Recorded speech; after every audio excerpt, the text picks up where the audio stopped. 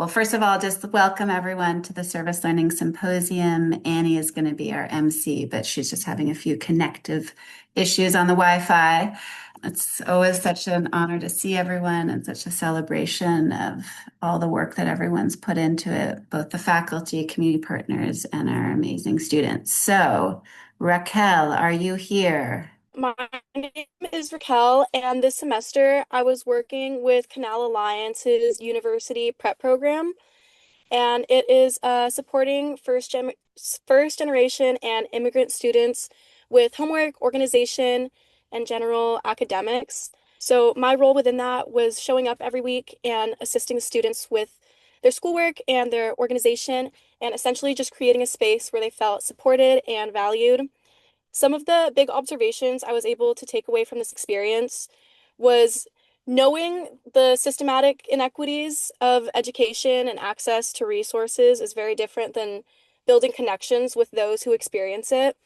So, a quote that helped me understand kind of that place within a greater context was from an article by Kenneth Guest, and it was saying, "Culture is our manual for understanding and interacting with the world." So seeing this in real time helped me shift from understanding the lack of resources that some students have to actually seeing it, and then from there being able to be a part of the solution. So service learning was really interesting to pair with this situation because it helped me connect a lot of those theories that we read about and learn about building connections and networks to help students feel valued to actually being a part of it. So programs like Canal Alliance's Up helped create a sense of belonging and value for these students, which was really special to be a part of. Um, my personal impact from this was I am a finance major, and my goal is to use my degree to increase financial literacy to help people access higher education. And seeing how these networks can be built to help students not only see higher education as an opportunity, but some sort of expectation for themselves was really special. And seeing little things like the network, they would feed the students every day before they would go do schoolwork, and little things like that made me really realize that it's those really small root causes that need to be addressed in order to supporting the greater issue. So this experience was really important in realizing that working with the community is really, really helpful, and pairing it with research and class discussions kind of helped create a well-rounded understanding. And I was able to bring some of that knowledge that I was learning in class and share that with some of the students and explain that connection and that unified spaces of learning are really a bridge to empowerment and continued education. So just that simple act of showing up every week and having those kids have somebody to know is there and is really expecting them to show up and try their best, being able to be a small part in that was really exciting. And creating environments where students were able to see value in themselves and hold themselves to a high expectation. It was really special to be a part of something where they created such important networks. I am going to introduce a video from one of our Community community mentors mentors. who are not able to be here today, and that is Amy Carlson. Hello, Dominican University community.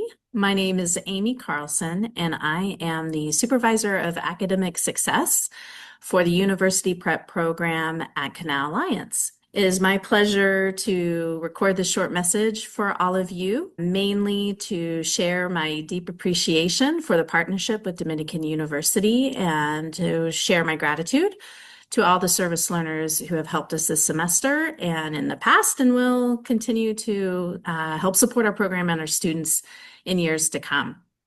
So University Prep is an after-school college prep program, and we work with 6th through 12th graders. We help not only their academic journeys, but also we have supports in place to help with their social emotional learning as well. This semester, we had 26 Dominican service learners come and work with University Prep. So we had 16 for our middle school program, which is held at Davidson Middle School, and we had 10 for our high school program, which is held at our headquarters at 711 Grand Avenue here in San Rafael. I just want to say a special thank you to all of the service learners who helped this semester. Most importantly, your consistent, caring, and engaged presence was a real gift to our students. To have somebody they know they can count on, that they can work with each week to help with homework situations, assignments. And not only that, but I witnessed here in the high school program, conversations being had with our high schoolers about their future goals and discussions of what colleges they wanted to attend, what would be good career paths. I just think it's really important for our students, both high schoolers and middle schoolers, to have near peer tutors and mentors who serve as role models for the next stage in their life. And they can see themselves in those college students in the Dominican University service learners that come and work with our students. But just wanted to mainly say thank you to the service learners and to Dominican University for this partnership. And I look forward to the ways that we will work together in future semesters. Okay, and so now Iman is going to just wrap it up from Canal Alliance up. I'm Iman. I'm a junior biology major, interested in a career in healthcare. This was my first semester taking a service learning class, and it was through cultural anthropology. And so I was a service learner at Canal Alliance University Prep Program. And this program, as mentioned, supports low-income students and has taught me way more than I thought I would learn. It taught me so much about who the students are, what struggles they might be facing, and how kind of the outside world affects their school life. And so culture was one of the main topics in our class. So that's the shared values, beliefs, and everyday practices that shape how people live and interact. And so it can include traditions, languages, routines, and behaviors that relate and create a sense of belonging. And so where I completed my service learning, I saw how these elements came together to form a microculture rooted in the trust amongst the teens. And so I saw how these teens had trust in each other, how in ways how they greeted each other, where they sat, who they went to for help, and like inside jokes they had. And at first, it kind of looked like normal teen cliques, but I saw how this trust helps them navigate the bigger structural barriers that they face. And so it's a way that they create stability and belonging. And so watching their relationships and how they formed, it made me pay more attention to how this like social aspect is at their age. And so I became more aware of the barriers that they were facing. And so like after this experience, it kind of reshaped what community meant. And so I used to think that it was just like people who live together or like belong to the same area, but I see it as like how people show up for each other. And so like the consistency, the encouragement, and creating a space where they feel safe, like they can make their jokes, they can talk to other students. And so it just really showed me how that like students at this age are supporting each other. And so kind of connecting this to my career goal and like what I want to do, this experience really reinforced why I wanted to go into medical field, like especially pediatrics.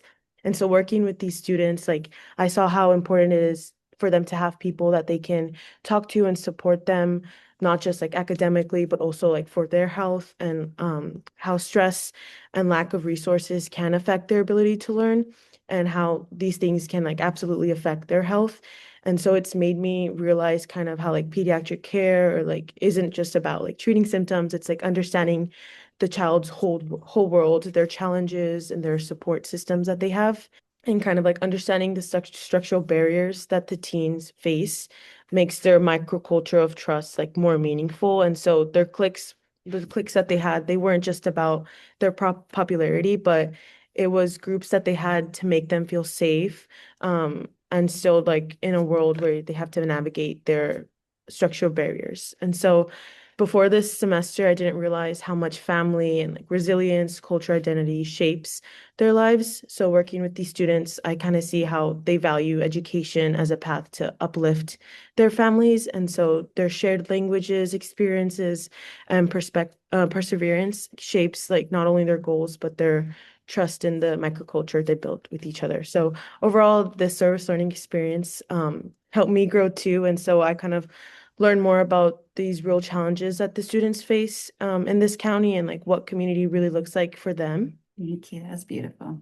Sorry, I was having some connection issues, but I'm here now. So She's here sorry now. for the delay. Good afternoon, everybody. My name is Anny, and I'm an Edge Fellow here at Dominican. I did my service learning, and I'm still doing my service learning with Presente at the Multicultural Center of Marin. And I'm a social justice major with a history minor, and I'm really looking forward to becoming a history teacher in my future. Basically, what Presente does is that it works with a lot of students in the Canal and Novato area.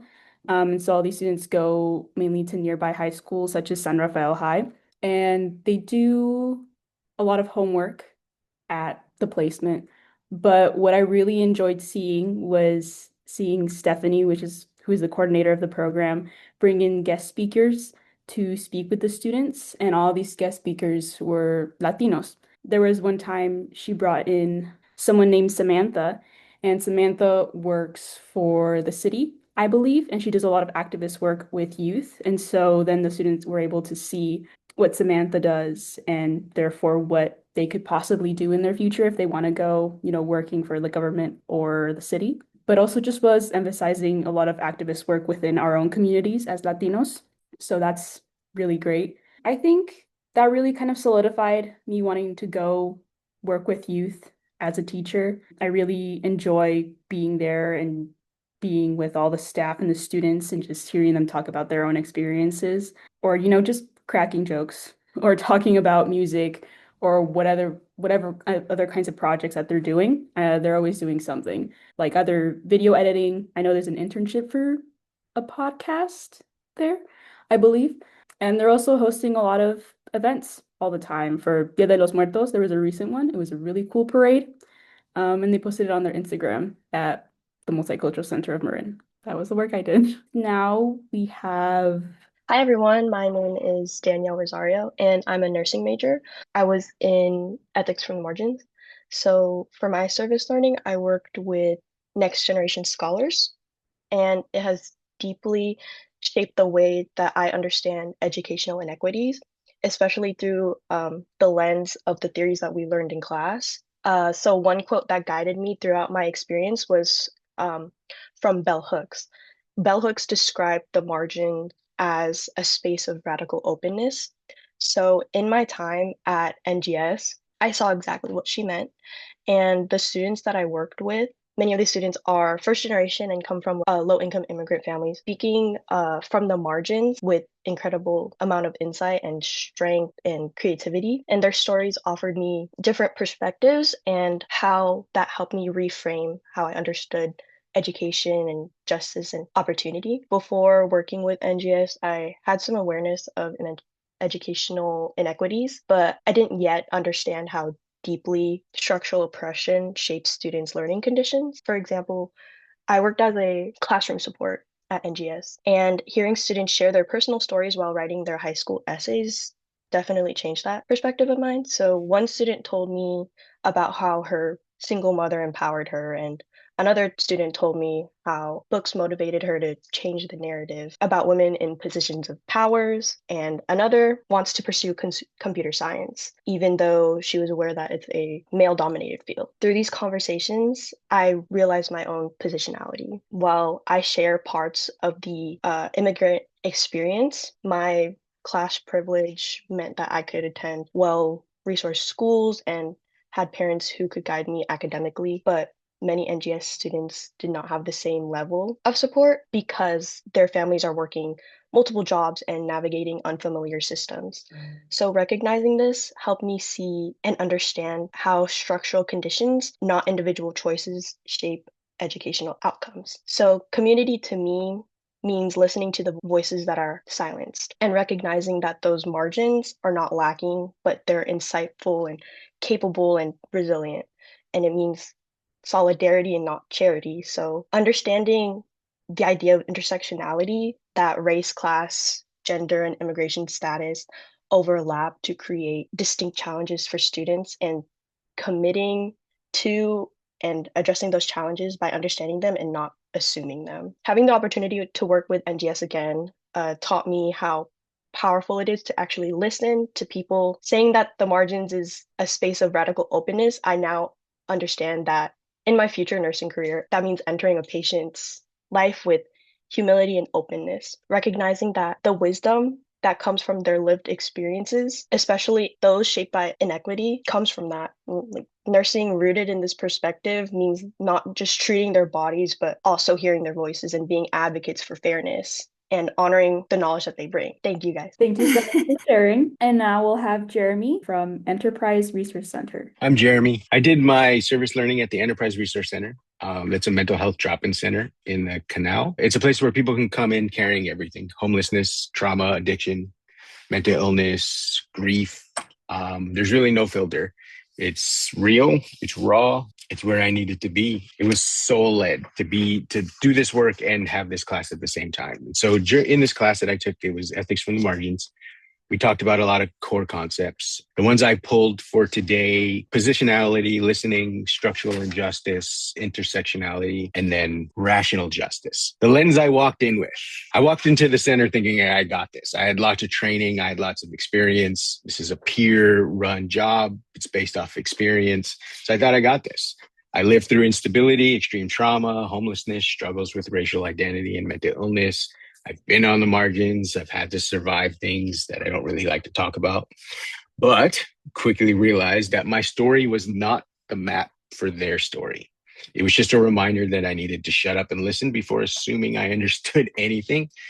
And that was taught to me pretty early. Listening is not passive, it's power sharing. And that was one of the first things I learned. My work isn't to fix anyone. Half the time, the most important thing I did and do is just sit with someone while the world is actually falling apart, which is, it's kind of hard to be quiet in those moments. There was a moment where somebody's life was falling apart, and I had some resources that I wanted to share, and this person didn't want them. They ended up yelling at me. I don't need advice. Shut the F up. I just need someone who sees me and who will listen, which was like a clear reminder. This is what the person needs. It's not about what I think. And so that's what I did. I just shut up. I listened to them. I held their space, and they actually came up with their own solutions. Another time where listening was power. I'm crisis trained. Another peer is not. They were having a hard time knowing how to be with a client who was actively suicidal and didn't want to live. This was a sweet little old lady that smiled and was nice to everybody, and she was covering her pain. And I ended up sitting on the floor next to her for 4 hours, listening to her story, what was going on. And in the end, we went from active suicide ideation and pretty imminent to driving her to the emergency room in the crisis stabilization unit. So that's how listening can be power. It redistributes the power. It says your reality matters enough for me to stop and hear it. And that's what keeps a lot of people going. Structural injustice. In class, we broke down how oppression works through patterns, people getting stripped of power, punished for not fitting expectations, people treated as problems, and then otherizing over a zero-sum mentality. And I got to see that live hand. I've been in the room with people who were told they lost their shelter bed. They're living in a homeless shelter, so they have nowhere else to go but the shelter. And because of a trauma response, which was seen as non-compliant, but it was an actual response that could not be helped unless it was worked with, this person was kicked out of the shelter and put back on the streets. That's someone with a disability getting punished instead of being supported. Police are called on homeless people. I work with the homeless population. Somebody sleeping out in the public, when somebody's having a mental health crisis in public, when the dominant culture feels uncomfortable with seeing someone suffering, they end up getting criminalized instead of getting help. I wondered, are people seeing these symptoms as choices rather than symptoms and being labeled as bad behavior? And it's never just one thing. Intersectionality, homelessness and mental illness, trauma, poverty, isolation, disability, overwhelm, and no support. People come in with a lot of things that are affecting and impacting their lives, and there's no one thing. And so you just kind of have to listen and figure out what's the most imminent, what's getting in their way of their success right now, and how do I help by listening and offering what I can. I noticed the narratives. A narrative is a weapon that's used in this structural injustice. People talk about homelessness as it's a moral failure. They give up. They don't care. They're just drug users. They don't want a job. I had a lengthy discussion with a very wealthy person who was a possible funder. And I was telling them about the work I'm doing with the unhoused. And they were like, well, isn't it? I mean, people just really not want the help. That's a narrative that's sold by cities and police officers that, the homeless people don't want help. They just want to be out there. And I explained to them, When a police officer actually asks a person on the street, would you like me to help you find a shelter bed? Would you like off of the street? What that really means is that officer is then going to spend the following Monday making a phone call to a homeless shelter to ask if there's a bed. That is it. That is all they are doing. And so after somebody gets their hopes up about possibly getting a shelter over and over and over and over again, they say no the next time a cop asks, do you want help finding a shelter? And now they're labeled service resistant. And that's where the narratives begin. And that's where people are able to attack, otherize people who are experiencing homelessness in a way that they're taking an individual with their problems and spreading it across the entire spectrum, which we all know isn't true. Relational justice, where change actually happens. In the ERC specifically, we are peer-led and peer-run. So there is no hierarchy. There's no expert. There's no client.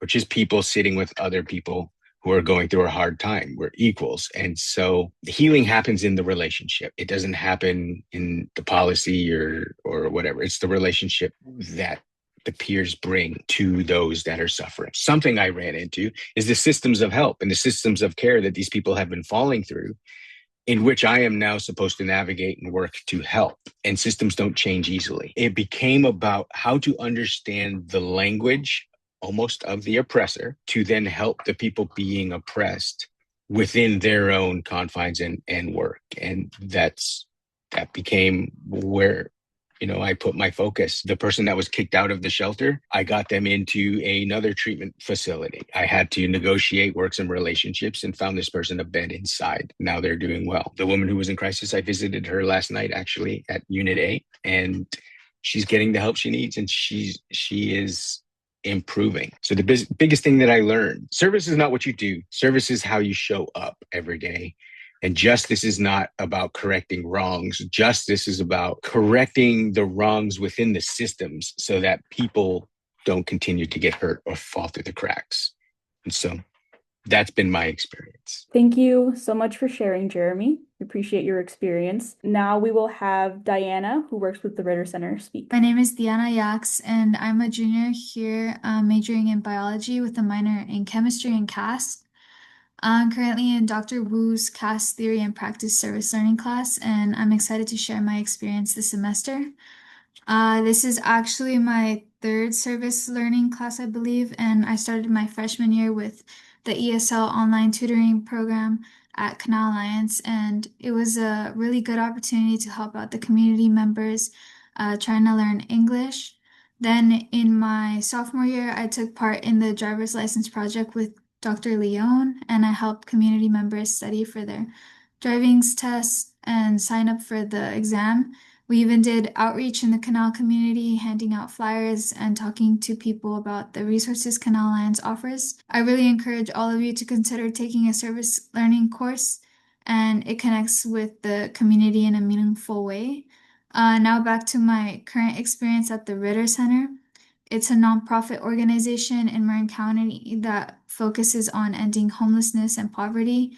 They provide services like free medical care, mental health support, housing help, and they have a food pantry for those in need. This semester, I've been working in the food pantry, and it's been an eye-opening experience. One thing that really stands out at the Ritter Center is the community. There's an awesome collaborative spirit among everyone. Volunteers are not just focused on their own tasks, but are also very supportive of each other. You feel like you're part of a team working towards a common goal. I've had the chance to interact with a diverse group of people. I've met community members from various backgrounds, as well as fellow volunteers, some who are from Dominican service learners also. There's also people from other organizations like BioMarin, local community members, and from different schools that come out and help out. And it's just an inspiring way to see everybody come together for a common purpose. At the Ritter Center, we serve a wide range of individuals and families. My role typically involves asking community members if they are cooking today, where I help out in the food pantry. This question helps me understand their specific needs, especially for those who are unhoused or lack cooking facilities. By providing ready-to-eat foods, could also better align their needs with resources available and understand whether they have stable housing and can prepare their own meals. One thing I really appreciate is how the food pantry distributes food. Instead of just handing out prepackaged bags, like for example, like the Marin Community Clinics or the San Francisco Food Bank, they let community members choose what they really need, and this allows them to select foods that are useful for their families, which feels more personal and empowering. Through my work, I've learned that food insecurity is a significant issue in Marin County. Despite its reputation as a wealthy area, there are many underserved communities that struggle to access basic resources like food. The Ritter Center distributes around 22,000 grocery bags annually, serving over 500 families each week. This really highlights the importance of collaboration with volunteers, donors, and organizations to keep the center running. During my time there, I've made meaningful connections with community members, including some from my own community and neighborhood in the Canal. Hearing their stories and understanding their challenges has been incredibly rewarding. Participating in a service learning class has been an incredible opportunity for me, and I would really encourage everyone to take a service learning class because you engage directly with the community, understand the issues they're facing, and you can actively help out. I can't recommend it enough, and it only helps you grow personally, but also develop important career skills. Plus, you meet others who might have and share your interests and aspirations.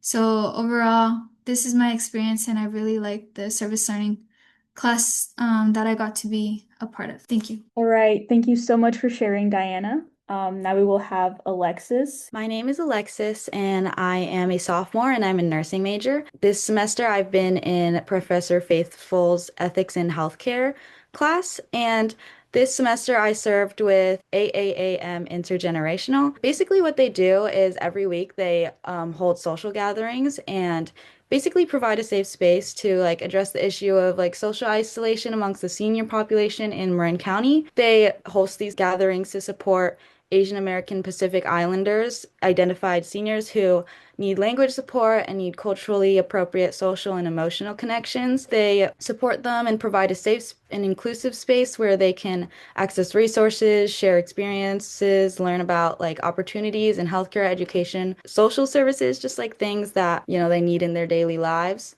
When I was in this service learning, I noticed like many roadblocks, which include like transportation and like language barriers that they were very good at helping with. Basically, the seniors had trouble finding transportation to get to places that they need. Often, like ride shares are too expensive. Sometimes the buses and trains are hard to navigate for them. So I noticed that in the program, they found people to help them, navigate the bus routes and like find, senior discounts that they can use to use the bus. For the language barriers, they're mostly speaking Vietnamese at these social gatherings, and the heads for the programs are Vietnamese speaking as well. So they're very good at talking to them. When I was there, I don't speak Vietnamese, and they're very good at translating for me. So it was very easy for me to communicate with them and talk to them. One event that really stuck out to me that AM was super good at dealing with and just shows like how great they are with working with these seniors is that one of them had a citizenship test.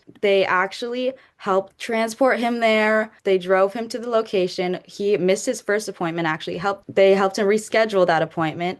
And one of the staff members told me actually that she could bring him to the location, but she couldn't actually go inside with him. They stopped her at the door. So they also helped him find an English-speaking relative that can go with him into the test. And during the social gatherings, we would help him practice. We would ask him questions that they might ask on the test. One of the people said that we need to try our best to help him because it's hard when they don't provide an interpreter. I think AM was super good at building a sense of community. All of the members are friends with each other. They go out to lunch often, and I can just tell when I'm there that everyone is just so happy to be there. They're very good at encouraging patience and empathy. The seniors were getting all the help that they needed, and I just was so happy being a part of this and talking to all the seniors every week. Thank you. Thank you so much for sharing, Alexis. Now we'll have Emberly, who's working with RotaCare. My name is Emberly Lopez Escobar. I am a first year at Dominican, and this is my first year doing service learning. My service learning experience was at RotaCare Clinic, which is located downtown San Rafael. And their mission is to ensure that everyone is able to have the proper healthcare that they need. So that's like regardless of their income status, their insurance status, their immigration status. So what they do is that once a week, it's either on a Monday or on a Thursday, they open up a clinic and you can basically just walk in or you can make an appointment and they ensure that you get the proper treatment that you need. There at the clinic, I mostly served as a Spanish interpreter, but I also helped with registration and scribing. And each role showed me how essential communication, cooperation, and shared knowledge are in healthcare. I learned the most when I was interpreting just because that's what I did the most. I realized quickly that it's not just about translating words, but it's actually about translating tone, emotion, and sometimes even culture. One aha moment that happened to me while I was interpreting was with a physical therapist, where a patient described her pain using like a metaphor that a lot of us Spanish speakers use, which is like el dolor camina, which directly translates to like I have a walking pain. But her pain wasn't when she was walking. It refers more to like the pain is like moving, it's spreading around. It started in one place and it started spreading around. So I realized that without someone there to understand what she actually meant, the provider might have misunderstood her problem and might have treated her like, not like treated her wrongly, but like wasn't able to like treat her effectively. So helping her communicate clearly showed me how central communication is in order to have a good healthcare. Another really big insight was also when I was working with the clinic's nutritionist. Obviously, we were talking about food, but one thing I learned wasn't really about the food. It was more about how food was like connected to traditions, was connected to the culture, was connected to work schedules and families' routines. Specifically when the nutritionist was trying to have the patients change, it could either be like their diet or the way they eat.